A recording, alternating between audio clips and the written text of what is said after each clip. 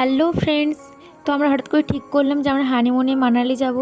তো আমরা দীঘা থেকে কলকাতা একটা ক্যাব বুক করে নিয়েছিলাম। তারপর এক রাত আমরা দিদির বাড়িতে ছিলাম কলকাতাতে। তো তারপরের দিন আমরা এয়ারপোর্টে পৌঁছে গেলাম। আমাদের 11টা নাগাদ ফ্লাইট ছিল। আমরা ভিস্তারাতে গিয়েছিলাম কলকাতা থেকে দিল্লি। আমাদের প্যাকেজ বুক ছিল হানিমুনের। দিল্লি থেকে তারা বাসে করে নিয়ে যাবে, তো সেখানে যে হোটেল বুকিং থেকে শুরু করে সমস্ত কিছু প্যাকেজের মধ্যে ইনক্লুড ছিল।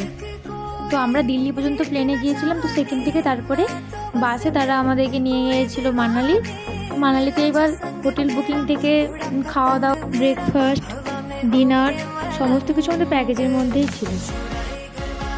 এমনকি আমাদের মানালির সমস্ত সাইট ছিল সেই প্যাকেজের মধ্যেই ইনক্লুড ছিল। আমরা দিল্লিতে ল্যান্ড করে ফেললাম। এরপরে দিল্লি এয়ারপোর্ট থেকে একটা ক্যাব বুক করে আমরা সরাসরি হোটেলে চলে গেলাম। আমরা হোটেল বুকিং করেছিলাম দিল্লির পাহাড়গঞ্জে। তো আমাদের ক্যাবে যেতে টাইম লেগেছে 30 মিনিট। তো আমরা হালকা একটু খাওয়া দাওয়া করে নিয়েছিলাম। চলো আবার নেক্সট ব্লগে দেখা হবে। আজকের মতো টাটা।